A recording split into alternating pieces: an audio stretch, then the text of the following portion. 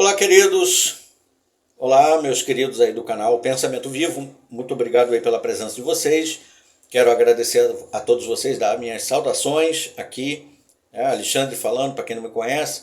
Estou apresentando aqui o canal Pensamento Vivo. Venho trazendo diversas matérias, diversos raciocínios, análises a respeito da organização Torre de Vigia, da qual fui membro por cerca de 30 anos.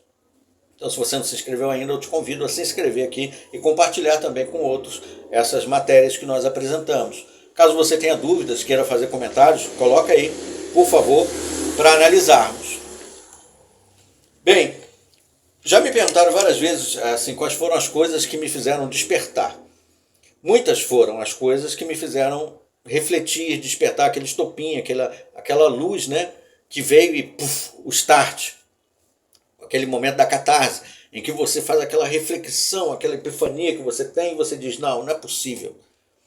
Um dos pontos muito impactantes diz respeito à doutrina do escravo fiel discreto.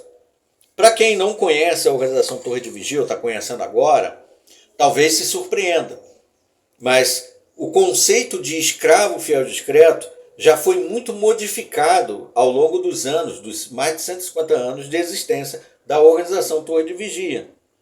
Por exemplo, enquanto o Charles Taze Russell, né, o membro fundador lá, mais conhecido, de 1870 até 1916, quando ele morreu, nessa época, o conceito de escravo fiel discreto, segundo era muito difundido, e isso você pode ver até no livro Proclamadores do Reino, de 1992, era ensinado, acreditava-se que dizia respeito ao próprio Charles Taze Russell, principalmente, porque era ele que produzia a maior parte do conteúdo educativo dos estudantes da Bíblia, como eram conhecidos as testemunhas de Jeová naquela época. Eles só passaram a ser conhecidos como testemunhas de Jeová na gestão do Rutherford, em 1931. Bem, então, baseado em Mateus capítulo 24, versículos 45 a 51, que é uma ilustração, uma parábola, né, algo que Jesus ilustra ao longo do capítulo 24 e capítulo 25, Jesus faz diversas ilustrações mostrando a importância dos seus discípulos estarem despertos, estarem atentos, porque não sabemos quando virá o fim. Como ele mesmo explica em Mateus 24, 36, né? Nem os anjos no céu, nem o filho, somente o pai sabe quanto aquele dia, aquela hora. O corpo governante então pegou essa parte das ilustrações de Jesus, que foi a parte do escravo, e atribuiu a eles. Na época atribuiu a Russell, depois atribuiu a todos os 144 mil citados lá em Apocalipse capítulo 7, versículos de 1 a 8, e deixaram vinculado essa ilustração como se fosse uma designação profética para o tempo do fim. Quando chegou em 2013, na sentinela de 15 de julho de 2013, no artigo, dentro da revista, né, 15 de julho de 2013, quem é realmente o escravo fiel discreto? Eles mudaram mais uma vez a doutrina, dizendo que o escravo fiel discreto não era os 144 mil, não era russo, era apenas o corpo governante, apenas aqueles que dirigem a organização, o topo da pirâmide hierárquica da organização Torre de Vigia. Bom, com todas essas modificações doutrinárias e essa designação autoimposta por eles mesmos, onde eles afirmam que Jesus, milagrosamente, depois de investigar todas as religiões, de 1914 a 1918, decidiu que a Sociedade Torre de Vigia, no meio de todas as demais religiões, denominações religiosas, era que ele ia escolher como a sua organização representativa. E designou então o seu grupo de homens dirigentes, né, que faziam parte da cúpula da presidência. Até o ano 2000, o corpo governante dirigia também as partes jurídicas da organização, né, as partes burocráticas, vamos dizer assim. Ou seja, o presidente da Sociedade Torre de Vigia, entidade jurídica, também era o presidente do corpo governante, até o ano 2000.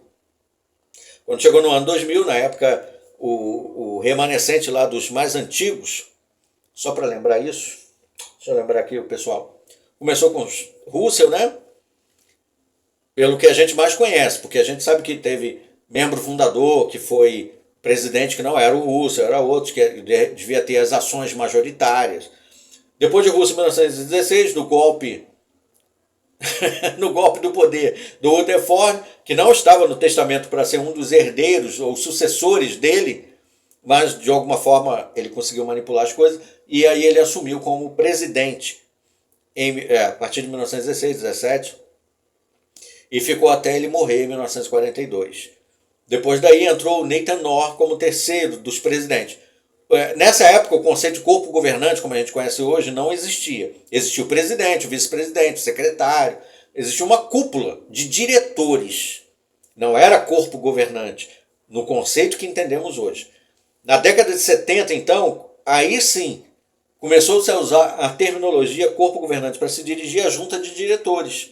Porque cada diretor, mais de um diretor, cuidava de departamentos, departamento de ensino, departamento de impressão, departamento daquilo, jurídico, departamento de pessoal. E os membros do corpo governante eram os presidentes desses departamentos, enquanto entidade jurídica. Aí depois da morte do Nathan Knorr em 1979, entrou o Frederick Franz e ficou até a morte dele em 92, se eu não me engano. Depois o presidente da Sociedade Torre de Vigia passou a ser o Milton Henschel, que ficou até mais ou menos um pouco antes da morte dele, até o ano 2000. Aí sim, o corpo governante foi desvinculado da parte jurídica do CNPJ. Ele ficou com a parte chamada teocrática de ensino e a parte burocrática ficou a cargo de um outro grupo de homens. E o presidente foi o Don Adams, se eu não me engano, até 2014, quando entrou o outro Cyrano, acho que o sobrenome dele é esse, né?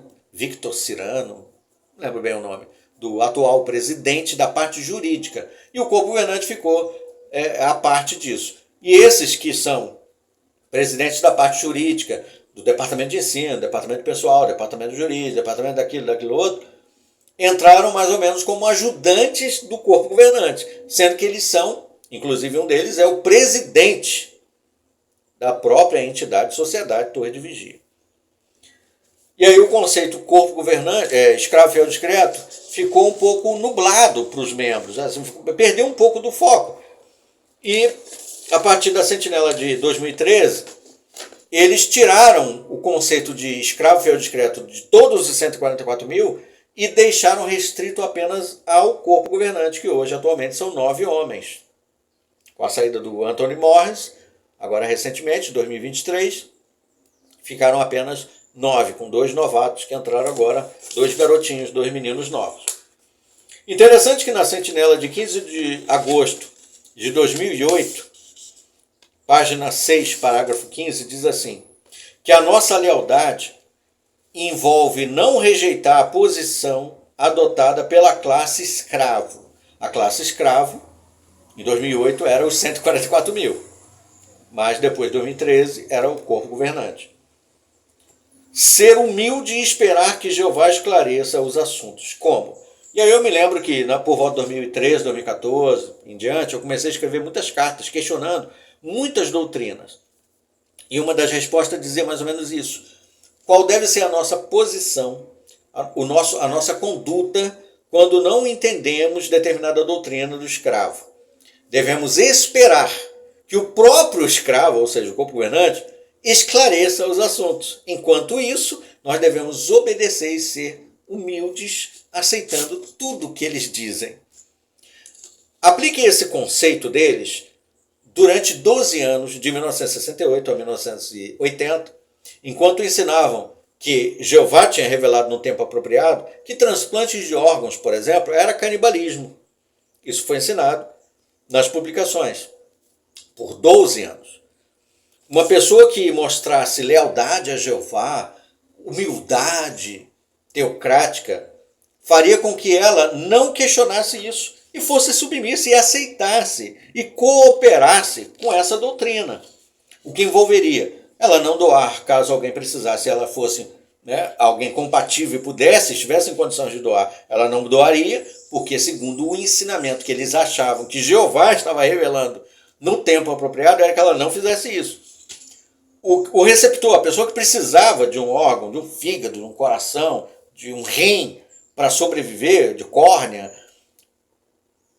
simplesmente não aceito, não vou nem cogitar a possibilidade de pedir, porque é algo que desagrada a Jeová, segundo a verdade que nós aceitamos hoje como verdade, ensinada pelo corpo governante. E a minha lealdade a Jeová me diz que eu devo entender que isso é canibalismo. E, portanto, não vou aceitar. E morre.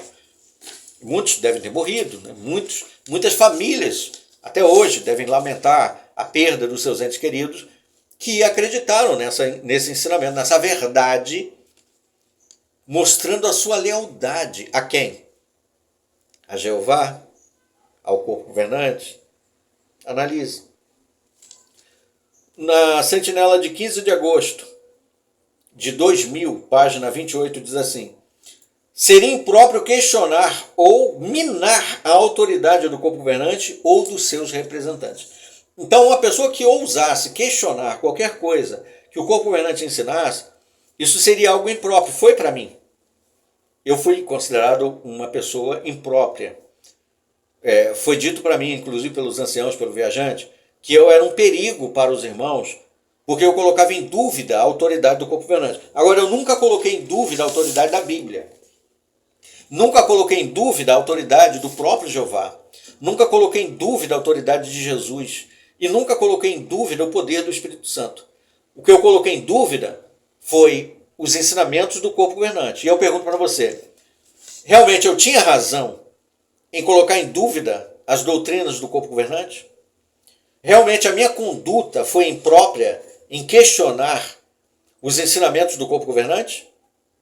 Ora, o corpo governante ensinou doutrinas e ensinamentos como se fosse algo vindo de Jeová, que ceifou vida de pessoas, que desgraçou a vida de pessoas, inclusive ainda desgraça a vida de milhares de pessoas. Milhões de pessoas são afetadas pelo ensinamento. Um dos membros do corpo de Deus, nunca vou esquecer isso. Olha, eu servi com esses anciãos na minha congregação, tem alguns deles que eu servi desde que eu me tornei ancião, por quase 20 anos. Eu nunca vou esquecer de você. Você sabe de quem eu estou falando. Você estava na minha comissão. Você serviu comigo. Você era ancião antes de eu ser designado ancião. Você é um ancião veterano, experiente. E você sabe que toda essa palhaçada que o corpo governante ensina, e eu dirijo a minha palavra a você sem citar seu nome por uma questão de ética, mas você estava lá na minha comissão. E você é um dos anciãos mais antigos que eu respeito como pessoa. Como ancião, não. Como ancião, não, porque eu não acredito na autoridade desse corpo governante, nem no que ele ensina, nem nas suas doutrinas. Mas você me conhece. Os outros meninos que estavam na comissão, eram mais 3, todos eles, praticamente, eu posso dizer assim, eu troquei a fralda deles, porque eu conheço eles antes deles sequer ser servos ministeriais. Eu já era ancião, enquanto eles nem eram servos ministeriais. Agora, um desses 4 que estavam lá, já era ancião antes de eu ser servo ministerial. Então eu conheço ele há muitos tempos. E ele sabe.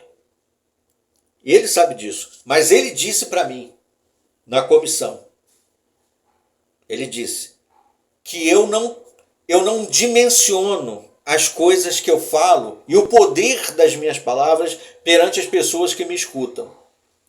Muito bem. Aí eu pergunto, quantas pessoas eu desencaminhei de acreditar na Bíblia?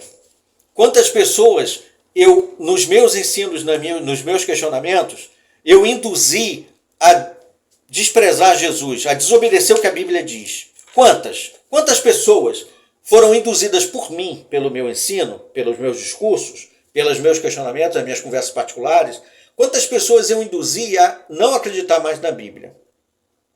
Agora, faça essa mesma pergunta para o corpo governante. Quantas pessoas o corpo governante desgraçou com a sua doutrina ao redor do mundo? Porque o que eu falei, eu ensinei, foi uma coisa local. Aqui. Não teve uma abrangência mundial.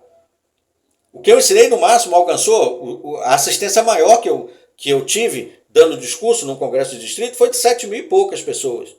Agora, o corpo governante ensina em rede mundial, ao longo de todo esse tempo, doutrinas como se fossem vindas de Jeová, que afetam a vida das pessoas. Então, eu estava sendo punido como apóstolo, como alguém perigoso, como alguém que deveria ser expulso, porque o que eu ensinava, eu não dimensionava o grau do impacto do que eu falava sobre as pessoas.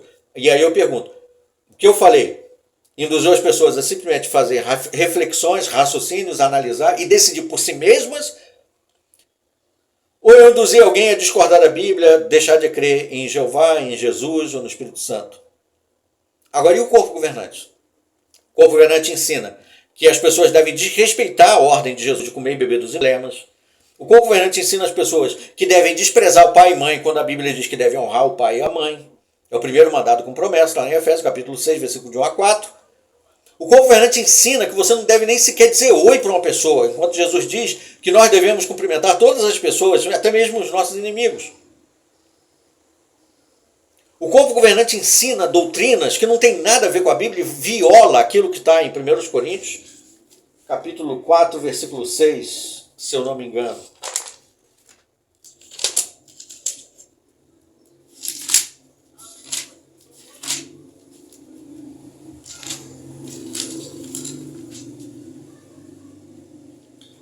Agora, irmãos, estas coisas passei a aplicar a mim mesmo e a Apolo para o vosso bem, para que no nosso caso aprendais a regra. Não vades além das coisas escritas, a fim de que não fiquem individualmente enfurados a favor de um contra o outro. Quantas vezes você me viu ensinar alguma coisa além daquilo que está escrito? Agora o corpo governante faz isso à torta e direito o tempo todo e passa impune, os irmãos ainda aplaudem. Olha o nosso corpo governante, Agora, eu nunca, em toda a minha vida, enquanto membro da Organização Torre de Vigia, depois que eu saí também, nunca ensinei ninguém, nunca orientei ninguém a ensinar ou crer em conjecturas, em suposições. Enquanto agora, inclusive agora recentemente na reunião anual, ou no discurso especial, sei lá do que, os membros do governante ensinando aí sobre o que vai acontecer na grande tribulação, nós sabemos, falando um monte de conjecturas, um monte de suposições, um monte de fantasias da cabeça deles. E quem discordar é apóstata.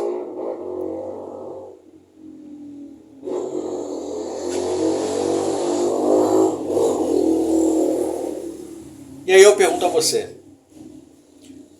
quem é realmente o escravo fiel de Cristo? O corpo governante? Que se auto-intitula, nós fomos designados e ninguém questiona. Quem é realmente o apóstata? Quem é que realmente rejeita a Bíblia? Quem é que realmente ensina coisas da sua própria cabeça como se fossem verdades vindas de Jeová? Quem realmente cria divisões? Quem realmente é um formador de seitas? Quem realmente destrói famílias? Quem é que macula a fé dos outros? Quem é que induz as pessoas a não acreditar mais na Bíblia? Raciocina. É só uma questão de raciocínio. Essa é a reflexão que eu queria trazer aqui e compartilhar com vocês mais uma vez. E eu agradeço aí. Aguardemos os nossos próximos vídeos então. Até lá.